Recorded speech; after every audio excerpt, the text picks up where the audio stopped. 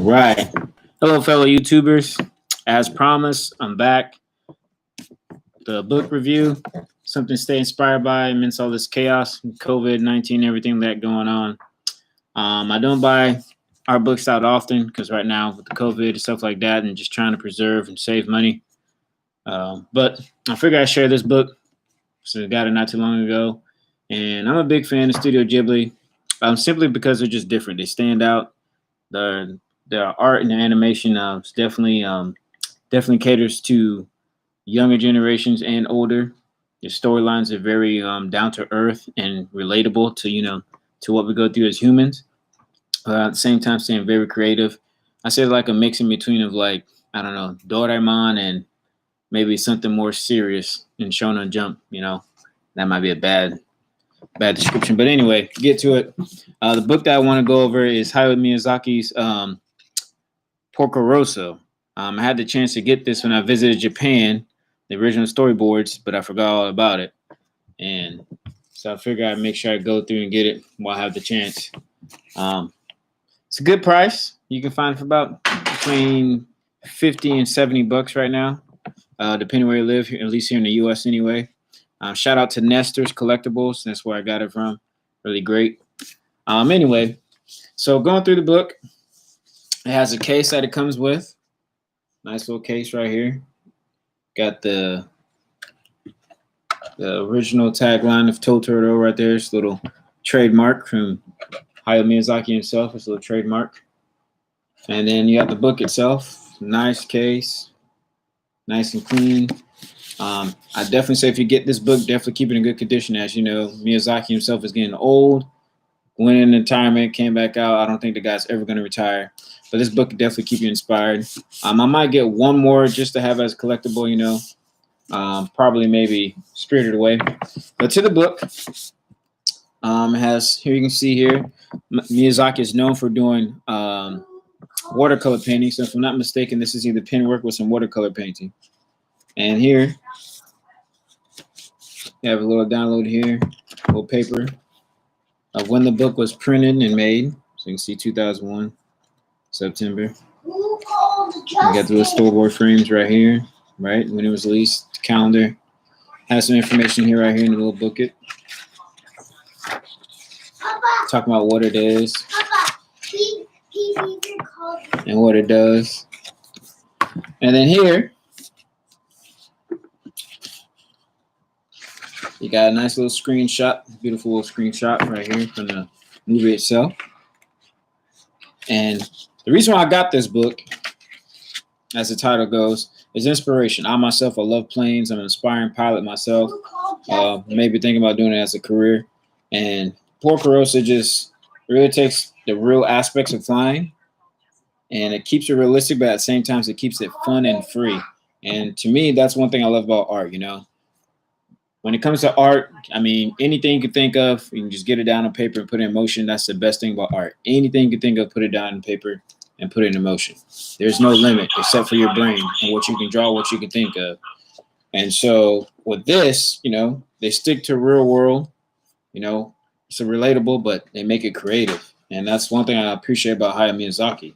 And you can just see the detailed storyboards. And one thing I like about Miyazaki's storyboards are the drawings are like simple but detailed. I know that's kind of an oxymoron at the same time, but if you just look, you get the gist of it, right? And a lot of times you'll have directors that can draw, just as good as the animators. And though Hayao Miyazaki is known for his animation, he's also known for being a great director and storyteller, right? Because he storyboards out a lot of his movies, he storyboard out the whole entire thing. Even his son, if I'm not mistaken, is the animation producer. His son can storyboard out and draw really well, even though his profession is a producer, getting producers to work up on the film and getting the people you need to get the film made. And so, I mean, just look at that, it has some of the original things from it, original shots. Here you have the opening here, right? Titles tells you what scenes and stuff like that. And I won't spend too much time going through because I don't want to ruin it for you guys. But he even did the opening credits. He even has a storyboard of the opening credits as well, as you can see right there. It's pretty cool. So let's get some to the meaty stuff. Let's get to a nice shot.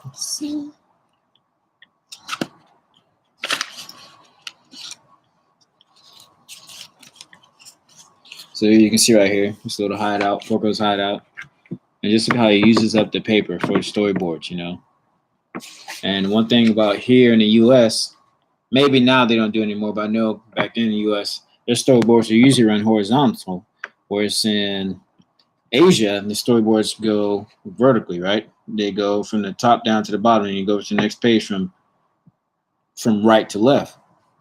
And that way, when you have scenes put together, they just flow better because it goes just like actual film, just like a real film room goes when it comes in and out. You know, the next scene going up and down, you see it go like that as opposed to reading left to right. And it's just more fluid. That's one thing I like about Asian, the way they storyboard. It's just more fluid. But look at that scene, and look how he uses up the paper. It's just really nice.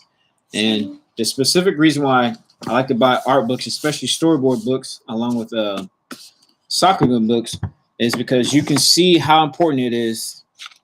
Planning and developing things is really important before you start putting down the final thing. Even with besides animation, comic books and stuff like that, you always see like thumbnail sketches, and from those thumbnail sketches they develop, and then they finally get down to the final story. You know, they might go through a few more changes. And there's even some, if I'm not mistaken, might be a few scenes left through the storyboard book that weren't in the movie itself, right? For the sake of time and budget. I mean, just look at that, though. Like I said, I don't want to give them all away. You can see the action, right?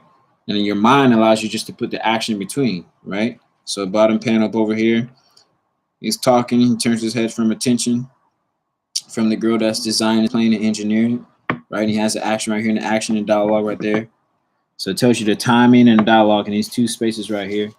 So if anybody ever has the privilege to go abroad, like some people have in South Korea and Japan, where they go abroad from the U.S. and work as a liaison or overseer of a project and go and work, you know, you learn this type of stuff because that's where most animation is done, with the exception of India and China. Some of our animation has been done over there, but for the most part, it's either South Korea or Japan where a lot of the animation is done from America for time-wise and just for style-wise. You know, their culture, Japan and Korea, animation and art, especially comic book art, manga, is part of their culture. I mean, it's been around for a long time. I had the privilege to go to the Ghibli Museum and a few other book outlets, and yeah, they even talk about how it's just part of their culture from a long time ago. I mean, here's another scene right there. I mean, just look at that. Look at the detail. Simple drawing, but look at the view. Look at the angle, right from the story, and everything's just fluid. And then the best part about storyboard, a good storyboard, your brain puts the scene together, right? And that's one thing I love about storyboards, and it's a good way to train you. So watching movies and watching real life, if you ever want to storyboard or animate, watching movies and watching real life and then taking it and making it expressive, you know, changing it, being creative with it. That's one good way to learn to get better with your art. It's taking things from real life and then just running with it, being creative, okay? Because every idea is based off something else. There's nothing that's completely original, right? And I'm not going to get into philosophy and stuff like that, but there's nothing that's completely original. We're all inspired by something. From, you know, the latest design in a car, everything's inspired by something. From flight, you know, that was inspired by the way birds fly. So I highly recommend going to get in this book.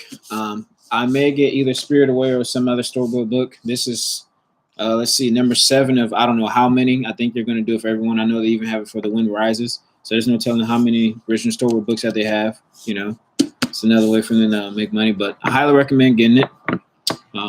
Original book, if you like flying, you like Porco Rosso, you know, one of the best films that he's known for. And of course, Spirit Away, that might be the next and the only one I get. So, yeah. Go out, go get the book. If you find this video helpful and inspirational, please hit the like and subscribe button. Give it a thumbs up. I highly appreciate it.